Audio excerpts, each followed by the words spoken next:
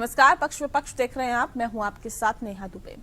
हिमाचल में राज्यसभा की एकमात्र सीट के लिए हुए चुनाव में ऐसा सियासी भूचाल मचाया है कि उसके झटके कांग्रेस को आज भी रह रहकर लग रही हैं।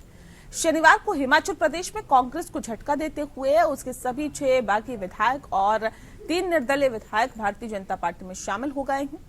हालांकि इन 9 विधायकों के शामिल होने से हिमाचल में बीजेपी के विधायकों की संख्या नहीं बढ़ेगी, क्योंकि 6 बागी विधायकों को स्पीकर ने निलंबित कर दिया है। वहीं 3 निर्दलीय विधायकों ने भी 22 मार्च को इस्तीफा दे दिया। लेकिन 1 जून को हिमाचल में होने वाले उपचुनाव में अगर ये 9 लोग फिर से जीतकर बीजेपी के विधायक बन गए तो कांग्रेस का तख्ता पलट हो सकता है। रिपोर्ट देखें। लोकसभा चुनाव से पहले हिमाचल में बीजेपी का कुनबा बढ़ गया है। हिमाचल प्रदेश में कांग्रेस को झटका देते हुए सभी 6 बागी विधायक, 3 निर्दलीय विधायक भारतीय जनता पार्टी में शामिल हो गए हैं। यानी हिमाचल बीजेपी के कुनबे में 9 सदस्यों ने एंट्री ली है। कांग्रेस विधायक सुधीर शर्मा, रवि ठाकुर, राजेंद्र सिंह राणा, चैतन्य शर्मा, देवेंद्र भुट्टो और इंदर दत्त लखनपाल और निर्दलीय विधायकों KL ठाकुर, होशियार सिंह और आशीष शर्मा ने बीजेपी का दामन थाम लिया है। बिल्कुल जी, ये वेंटिलेटर पे किसी भी वक्त कुछ भी हो सकता है, हम नहीं कह सकते, लेकिन जो स्थिति है इस वक्त जो है बहुत हालात जो है बहुत खराब है और ये हमारा हुआ। अदरवाइज इंडिपेंडेंस को हमेशा सरकार साथ लेके चलती है, अपने एसोसिएट बना के चलती है। हमने पूरी कोशिश की कि हम सरकार का साथ दें, लेकिन सरकार ने हमारा साथ स्वीकार नहीं किया। निश्चित रूप से अभी सरकार वेंटिलेटर पे है, अल्पमत में है और आने वाले आप देखेंगे कुछ दिनों में जो है ये सरकार जाने वाली है। बिल्कुल 15 महीनों से जो हिमाचल में कांग्रेस की सरकार थी, लोगों ने बड़े अरमानों से सरकार बनाई थी, पर वो सरकार जो झूठी गारंटियां देकर बनी थी, कोई भी गारंटी उन्होंने पूरी नहीं की। हालांकि इन 9 विधायकों के शामिल होने से हिमाचल में बीजेपी के विधायकों की संख्या नहीं बढ़ेगी, क्योंकि 6 बागी विधायकों को स्पीकर ने निलंबित कर दिया था। वहीं 3 निर्दलीय विधायकों ने 22 मार्च को इस्तीफा दे दिया। हिमाचल प्रदेश के मुख्यमंत्री सुखविंदर सिंह सुक्खू ने निर्दलीय विधायकों के इस्तीफे पर सवाल खड़े किए हैं। 3 निर्दलीय विधायकों के इस्तीफे को लेकर मुख्यमंत्री सुखविंदर सिंह सुक्खू ने कहा कि ये छानबीन का विषय है कि आजाद जीतकर आए विधायकों ने कहीं अपना ईमान तो नहीं गिरवी रख दिया या फिर उन पर दबाव ही बहुत ज्यादा हो गया था। मुख्यमंत्री सुखविंदर सिंह सुक्खू ने कहा कि निर्दलियों को अपने चुनाव क्षेत्र की जनता को बताना होगा कि विधायकी छोड़ने के पीछे आखिर उनकी क्या मजबूरी है, क्यों जनता पर उपचुनाव का बोझ थोपा जा रहा है।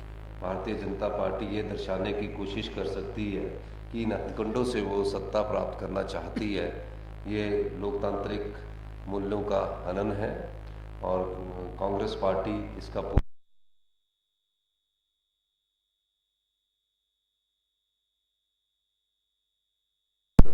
किसी पार्टी पर दबाव डाला जा सकता है और ना ही पार्टी इस प्रकार के हथकंडों से घबराने वाली है। वहीं नेता प्रतिपक्ष जयराम ठाकुर ने तंज कसते हुए कहा कि हिमाचल प्रदेश में कांग्रेस पार्टी और उसकी सरकार की स्थिति हास्यास्पद बन गई है। सरकार से पार्टी कार्यकर्ता, नेता, मंत्री और पार्टी अध्यक्ष ही नाराज चल रहे हैं। उन्होंने चुनाव लड़ने से इनकार कर दिया है। अपने ही कृत्य से कांग्रेस की सरकार गिरने की कगार पर है। दावा किया कि लोकसभा चुनाव के साथ विधानसभा के उपचुनाव भी भाजपा जीतेगी। जयराम ठाकुर ने दावा किया कि हिमाचल में फिर से बीजेपी की सरकार बनेगी।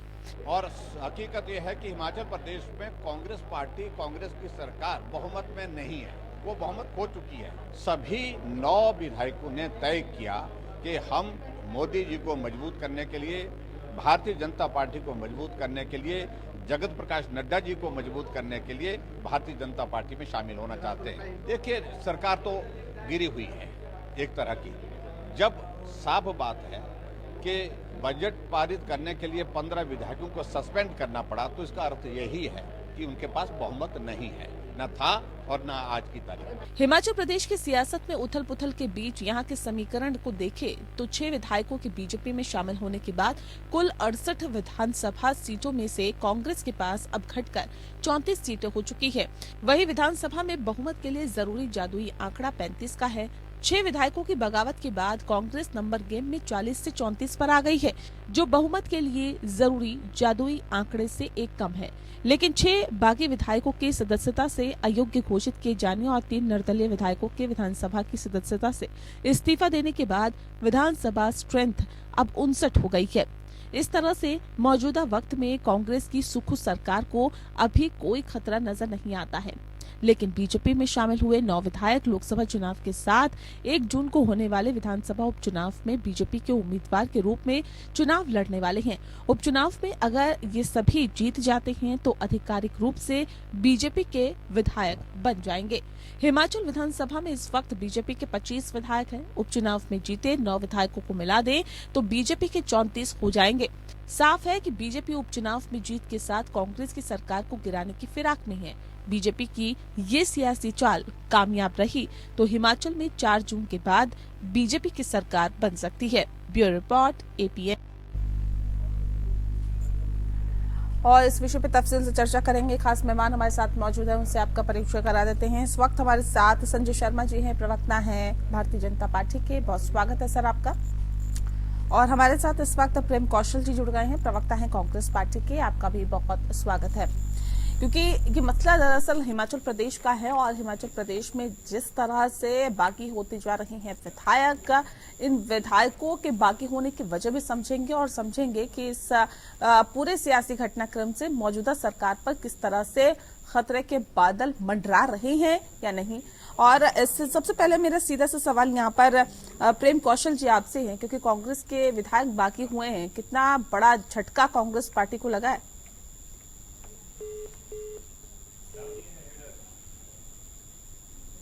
कितना बड़ा झटका है सर आप लोगों के लिए?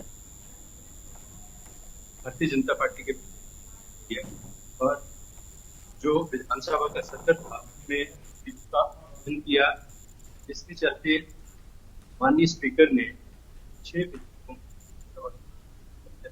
चलते तरह से नहीं सर, आपकी आवाज हम तक नहीं पहुंच पा रही। एक बार फिर से आपसे संपर्क साधने की हम कोशिश करते हैं। संजय शर्मा जी, मैं आपका रुख कर लेती हूं। सर, हिमाचल के सियासी घटनाक्रम को किस तरह से देखते हैं आप? क्योंकि 3 निर्दलीय जो विधायक हैं वो भी, और 6 जो कांग्रेस के विधायक है वो तमाम जो है बागी होते जा रहे हैं, और साथ ही साथ ये भी कहा जा रहा है कि भारतीय जनता पार्टी में वो शामिल हो गए हैं। ऐसे में कितनी मजबूती भारतीय जनता पार्टी को हिमाचल के संदर्भ में मिली है लोकसभा चुनाव से आने पहले? देखिए, सवाल ये नहीं पैदा होता कि भारतीय जनता पार्टी को कितनी मजबूती मिली है। इस समय प्रश्न ये पैदा होता है कि कांग्रेस पार्टी कितनी कमजोर हुई है और सरकार कितनी कमजोर हो चुकी है। और इस समय सरकार जो है वो कांग्रेस पार्टी के मुख्यमंत्री की अपनी गलतियों की वजह से आज गिरने के कगार पे पहुंच गई है। क्योंकि यही विधायक है जो सरकार के गठन के बाद के तुरंत बाद से लगातार अपनी आवाज उठाते रहे और लगातार मुख्यमंत्री को सचेत करते रहे कि आप हमारी बात को नहीं सुन रहे हैं, हमारे कार्यकर्ताओं की बात को नहीं सुन रहे हैं, और हमें अपने क्षेत्र में जाकर के लोगों को सामना करने का दिक्कत आ रही है। लेकिन मुख्यमंत्री कुछ लोगों के झुंड में गिरे रहे जो कि उनके अपने नजदीकी थे, उनके अपने मित्र थे। उन्हीं के अंदर उन्होंने पदों की बंदरबांट की और उन्हीं के साथ उन्हीं की सलाह के ऊपर जो है वो सरकार चलाने का प्रयत्न करते रहे। और उसका परिणाम ये निकला कि उनके 6 विधायक जो थे पार्टी के विधायक और 3 उनके साथ संबंधित जो निर्दलीय विधायक थे, उन्होंने राज्यसभा के चुनाव के अंदर 27 जनवरी को अपनी पार्टी के उम्मीदवार के खिलाफ वोट देकर के उन्होंने अपना रोष जता दिया। और उसके बाद जिस तरह की भाषा का प्रयोग कांग्रेस पार्टी के नेता और प्रदेश के मुख्यमंत्री उन विधायकों के लिए करते रहे, तो निश्चित तौर पे ये होना स्वाभाविक था और ये होना ही था। और इस सरकार के गठन के समय से ही ये तय हो चुका था कि ये सरकार अपना कार्यकाल पूरा नहीं करेगी। नहीं, लेकिन ये तो कांग्रेस पार्टी की तरफ से कहा जा रहा है ना, जहाँ पे आपकी सरकार नहीं है वहाँ अलोकतांत्रिक तरीके से सरकार बनाने की आप लोग कोशिश कर रहे हैं, नेहा जी, ऑपरेशन लोटस को अंजाम दे रहे हैं। नेहा जी, कौन सा लोकतांत्रिक तरीका? एक पार्टी का विधायक जो अपनी पार्टी के मुख्यमंत्री को अपनी मांगों को लेकर के पत्र लिखते हैं, खुला पत्र लिखते हैं। वो कहते हैं कि आपने जो गारंटियां चुनाव के दिनों में जिन गारंटियों को लेकर के आपने जनता से वायदा किया था, हम उनको पूरा नहीं कर पाए हैं और हमें जनता को सामने जाने से दिक्कत पेश आ रही है। हमें महिलाएं पूछ रही हैं, हमें नौजवान पूछ रहा है, हमें प्रदेश का किसान पूछ रहा है, हमें प्रदेश का बागबान पूछ रहा है कि आपने जो 10 गारंटियां 32 मुख्य बिंदु थे, लेकिन 10 उसमें से विशेष गारंटियां थी जिनके आधार के ऊपर इनकी सरकार का गठन हुआ था। लेकिन जब वो पूरी नहीं हुई तो प्रदेश की जनता पूछ रही थी। कुछ विधायक अपनी आवाज को दबा रहे थे, कुछ जो मुखर होकर के आ सकते थे सामने वो आए। इसमें भारतीय जनता पार्टी और लोकतंत्र, मतलब आप ये कह रहे हैं कि कांग्रेस पार्टी ने उन विधायकों को प्रताड़ित कर रखा था? निश्चित तौर पर प्रताड़ित ही किया था। उनके वरिष्ठ विधायक थे, उनको मंत्री नहीं बनाया, बिना कारण के नहीं बनाया। उनके काम के जो एक विधायक के काम होते हैं, छोटे छोटे काम होते हैं, वो काम रोक दिए गए। मुख्यमंत्री के कार्यालय का हस्तक्षेप जो है वो मंत्रियों के कार्यों में हो रहा था। विधायकों के काम रोकने के लिए मुख्यमंत्री कार्यालय का प्रयोग हो रहा था, मुख्यमंत्री के निर्देशों पे हो रहा था। तो निश्चित तौर पे अगर ऐसी इतनी बड़ी चीजें हो रही थी तो मुख्यमंत्री को इनका संज्ञान लेना चाहिए था। ठीक है प्रेम कौशल जी, क्या कांग्रेस के ये कहा जा सकता है कि कुछ ऐसे वीक पॉइंट्स थे जिसने एक मौका दे दिया भारतीय जनता पार्टी को? निश्चित तौर पे प्रेम कौशल जी, मैं आ रही हूँ सर, एक सेकंड, प्रेम जी से सवाल है मेरा। जी, भारतीय जनता पार्टी जितनी भी विपक्ष की सरकारें हैं उनको टॉपल करने में लगातार लगी है, और ये अब पूरे भारतवर्ष की विपक्षी जो सरकारें हैं उनको लेकर भारतीय जनता पार्टी की केंद्र सरकार का और भाजपा का रवैया आप देखेंगी तो सारी चीज आपको स्पष्ट हो जाएगी। लेकिन मैं ये कहना चाहता हूँ कि भाजपा ने जो अटेम्प्ट हिमाचल प्रदेश में किया है सरकार को टॉपल करने का राज्यसभा के चुनाव के माध्यम से, उस अटेम्प्ट में भारतीय जनता पार्टी को कामयाबी नहीं मिली है। भारतीय जनता पार्टी उसमें फ्लॉप हुई है। ये ठीक है कि हमारे 6 विधायकों ने, तो कामयाबी मिलेगी या नहीं ये तो 4 जून के बाद पता चलेगा ना। ये अभी ये कैसे 4 जून के से पहले कोई भी भविष्यवाणी नहीं कर सकता। 34 विधायक हमारे हैं और इस वक्त भारतीय जनता हम बहुमत में है, और जब चुनाव होगा इन 9 विधानसभा क्षेत्रों का तो भारतीय जनता पार्टी ये दावा या कोई भी दूसरा व्यक्ति ये दावा नहीं कर सकता कि सारी की सारी सीटें वो पार्टी जीतेगी। भारतीय जनता पार्टी ने जो अटेम्प्ट किया है, भारतीय जनता पार्टी हिमाचल प्रदेश के मतदाताओं के बीच में बड़ी बुरी तरह से जो है बेनकाब हुई है, और भारतीय जनता पार्टी ने अपनी छवि को तार किया है। नहीं, मुझे एक बात बताइए कि ये मौका ही क्यों दिया जाता है? कांग्रेस पार्टी की जहां पे सरकार है वहीं पर भारतीय जनता पार्टी को ये मौका क्यों मिलता है कि आपकी सरकार को गिराने की कोशिशें बीजेपी की तरफ से की जाती है, जैसा कि आप लोग आरोप लगा रहे हैं? ये आरोप हम नहीं, आप लोग लगा रहे हैं। सवाल इस बात को लेकर है ना कि पश्चिम बंगाल में क्यों नहीं गिरा पाती, या वहां पर क्यों नहीं जो टीएमसी के विधायक है वो शामिल हो जाते, या दूसरी जहां पे सरकारें हैं वहां पर ऐसा क्यों नहीं होता? ये सिर्फ कांग्रेस की जहां पे सरकार है वहां पे क्यों ऐसा होता है? निश्चित तौर पर भारतीय जनता पार्टी पूरे देश के अंदर अगर शत्रु नंबर 1 किसी राजनीतिक दल को समझती है तो कांग्रेस पार्टी को समझती है। बाकी रीजनल पार्टीज हैं, हमारी कांग्रेस पार्टी जो है एक राष्ट्रीय दल है, और आज राहुल गांधी पूरे देश के अंदर जो है वो एक चुनौती के रूप में नरेंद्र मोदी के लिए उभरकर सामने आए हैं। तो निश्चित तौर पर भारतीय जनता पार्टी की रणनीति और नीति जो है, कैसे चुनौती की बात कर रहे हैं? अपनी सीट तो बचा नहीं पाई, कैसी बड़ी चुनौती है? क्या प्रधानमंत्री के सामने कोई चुनौती है? नेहा जी, अटल बिहारी वाजपेयी भी चुनाव हारे थे, आप शायद भूल रही हैं। बहुत बड़े बड़े नेता चुनाव कई बार हार जाते हैं। लाल कृष्ण आडवाणी जो चुनाव हारे हैं, एक चुनाव की हार जीत से आप किसी नेता की नेतृत्व क्षमता के ऊपर नहीं। तो ये कह रहे हैं ना कि हम तो नहीं लड़ रहे हैं, जीत के लिए नहीं लड़ रहे हैं, हम तो 400 पार के लिए लड़ रहे हैं। ये कह रहे हैं जीत हमारे लिए कोई बहुत बड़ी बात नहीं है, हम तो 400 पार के लिए लड़ रहे हैं। देखिए, ये एक मनोवैज्ञानिक दबाव बनाने की कोशिश भारतीय जनता पार्टी देश के मतदाताओं के ऊपर कर रही है। स्थिति इसके बिल्कुल विपरीत है। देश के अंदर नफरत के माहौल को तैयार किया जा रहा है। देश के अंदर बेरोजगारी जिस तरीके से बढ़ी है, देश की संस्थाओं को जिस तरीके से बेचा गया है, और देश को बांटने की जिस तरीके से राजनीति हुई, बहुत सी ऐसी चीजें हैं जो भारतीय जनता पार्टी और भारतीय जनता पार्टी के नेतृत्व के खिलाफ है। और भारतीय जनता पार्टी 400 पार तो दूर, भारतीय जनता पार्टी इस बार सरकार बनाने में पूरी तरह से फेल होगी, असमर्थ होगी। नरेंद्र मोदी का नेतृत्व जो है उसके ऊपर कई तरह के दाग और उसके ऊपर उसके लिए थोड़ा इंतजार करना पड़ेगा। लेकिन संजय शर्मा जी, 400 पार करना है तो ऐसे ही करिएगा क्या? इसी तरह से 400 पार करिएगा?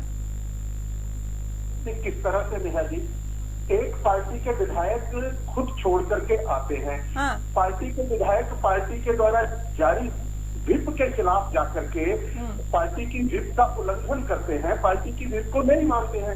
क्योंकि वो उस पार्टी के अंदर, सरकार के अंदर घुटन महसूस कर रहे हैं। मैं आपको शुरू से ही यही कि इस सारे प्रकरण के लिए अगर कोई दोषी है तो प्रदेश के मुख्यमंत्री हैं।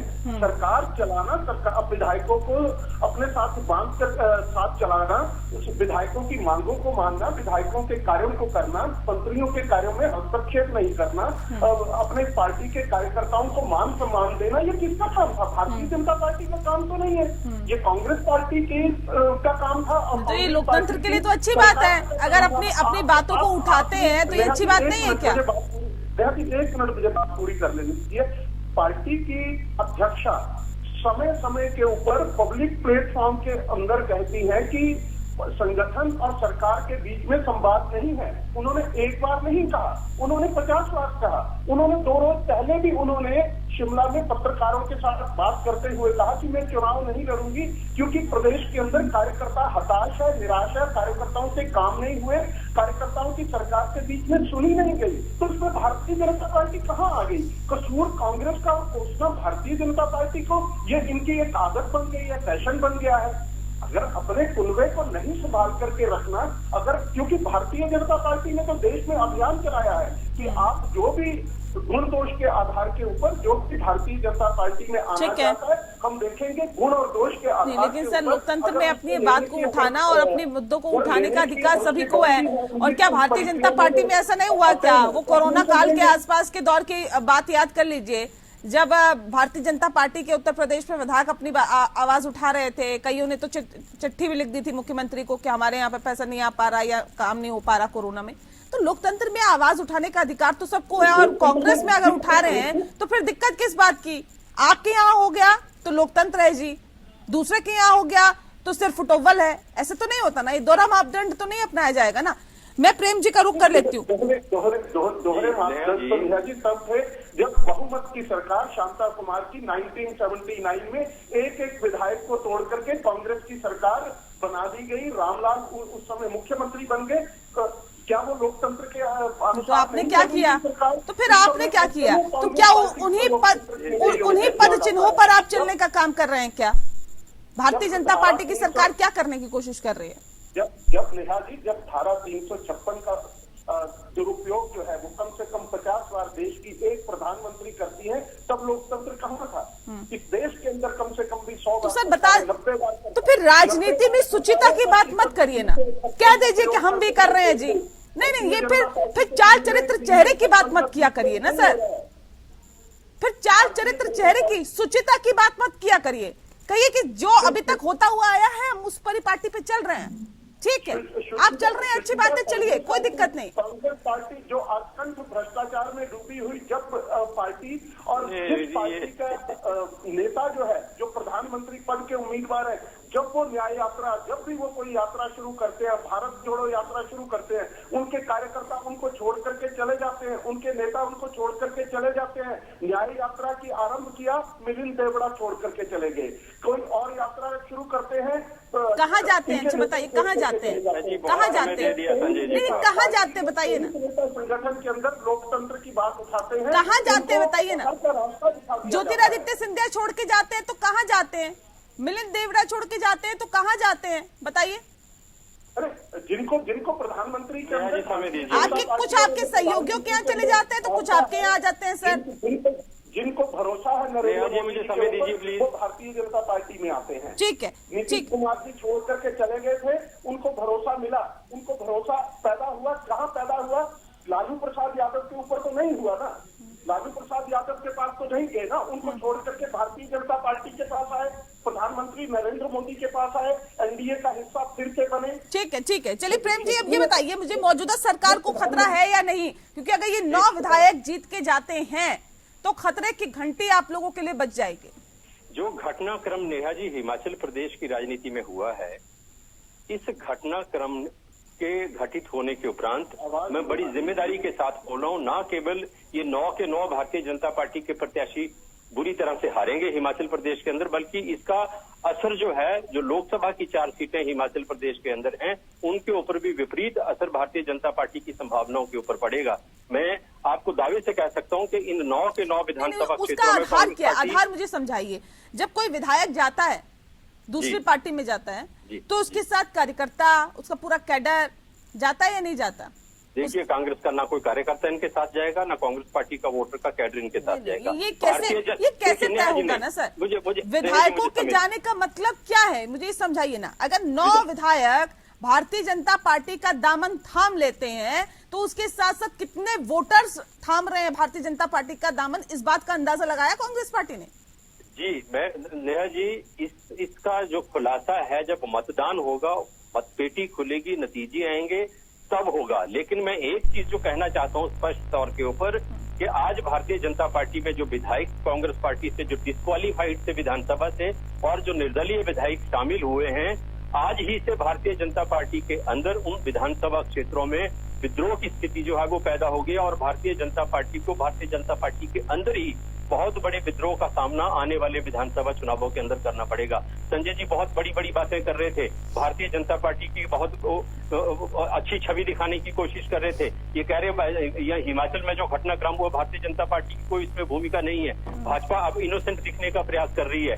2 हेलीकॉप्टर भारतीय कांग्रेस के विधायकों को लेने के लिए शिमला कौन लेके आया? इनके हेलीकॉप्टरों में गए और लगभग 1 महीने तक बंदी बना के बंदियों की तरह इन विधायकों को भारतीय जनता पार्टी के नेतृत्व ने अपनी कस्टडी में रखा। सीआरपीएफ की जो पुलिस है उसकी सिक्योरिटी किन कारणों से दी गई है? और ये जो निर्दलीय विधायक हैं, मैं पूरी जिम्मेदारी के साथ ये कह रहा हूँ कि इनमें से एक भी अपना चुनाव नहीं जीतेगा, क्योंकि इनके ऊपर तो किसी तरह का कोई दबाव था ही नहीं। निर्दलीय विधायक किसी को भारतीय जनता पार्टी को भी अपना समर्थन दे सकते थे, इनको विधानसभा की सदस्यता से त्याग पत्र देने की आवश्यकता नहीं थी। लोगों ने इनके ऊपर 5 वर्ष के लिए विश्वास व्यक्त किया था और इन्होंने अपने अपने चुनाव क्षेत्र की जो जनता है उसके साथ धोखा किया है, बेईमानी की है और उसका खमियाजा जो है मैं समझता हूँ कि भारतीय जनता पार्टी को भी और इन लोगों को भी भुगतना पड़ेगा। और भारतीय जनता पार्टी का जो सत्ता की लालसा का वाला चेहरा है वो हिमाचल प्रदेश में भी बुरी तरह से बेनकाब हुआ है, उजागर हुआ। और हिमाचल के लोग बहुत साक्षरता में, हिमाचल बहुत आगे, बहुत एजुकेटेड है, देवी देवताओं को मानने वाले हैं, ईमानदार की छवि है। और हिमाचल के लोग इस तरह की गंदी, घिनौनी और धन बल की राजनीति को जो है वो रिजेक्ट करेंगे आने वाले जो चुनाव, चाहे वो लोकसभा की 4 सीटें हैं, चाहे विधानसभा की 9 सीटें हैं। संजय जी, यहाँ आपके अरमानों पर पानी फिरेगा? अगर कौशल जी, अगर आपको लगता है कि भारतीय ये 9 विधायक नहीं जीतेंगे और मुख्यमंत्री की लोकप्रियता के ऊपर इतना भरोसा है, तो आपकी सरकार इस समय जो अल्पमत में आ चुकी है, बहुमत के लिए 35 चाहिए, आप 34 के ऊपर खड़े हो। अगर आपको ऐसा लगता है कि ये नहीं जीतेंगे तो आइए फिर सरकार को करिए, भंग करिए, एक बार पुनः इलेक्शन हो जाता है, अपनी लोग क्यों भंग करें? 5 वर्ष के लिए जनादेश सरकार ने दिया, आप बेईमानी करके, छल कपट करके और पैसे धन बल का इस्तेमाल करके सरकार को गिराने का प्रयास कर रहे हैं। हम क्यों भंग करें? बिजली देने की बात, हमें 5 वर्षों के लिए जनादेश प्रदेश की जनता ने दिया और 5 वर्ष तक इस सरकार को हम जनता की आकांक्षाओं के अनुरूप चलाएंगे। वायदे आपने ये किए थे, आप अपने वायदों के ऊपर खरा नहीं उतर आए और उसकी परिणति आज आपको ये देखने को मिल रही है कि एक करके आपका विधायक आपसे चिटक करके जा रहा है, क्योंकि ये आपकी गलती है, भारतीय जनता पार्टी की गलती जा रहा है या लाया जा रहा है, वो तो दोनों में अंतर है ना सर, और वो समझने की कोशिश यहाँ पर हमने की। भारतीय जनता पार्टी की ये परंपरा नहीं है, हम स्वागत करते हैं गुण दोष के आधार के ऊपर हमारी पार्टी में जो आना चाहता है। एक उदाहरण नहीं है, कई उदाहरण है सर। हमें लगा है अगर हमें सरकार बनाना जो है वो हमारी प्राथमिकता नहीं थी। देखिए, जनादेश सर्वोपरि है, जनता की राय, जनता का जो मत है वो सर्वोपरि है। जनता क्या राय रखती है ये आने वाला वक्त बताएगा, लेकिन जो हालात है, जो स्थितियां हैं और जो घटनाक्रम, सियासी घटनाक्रम पूरे देश भर में चल रहा है, उससे पूरी तरह से वाकिफ है सर जनता, और आने वाले वक्त में अपना जवाब भी देगी। बहरहाल बहुत शुक्रिया आप दोनों का हमारे साथ इस खास चर्चा में शामिल होने के लिए। पक्ष में फिलहाल के लिए इतना ही। नमस्कार।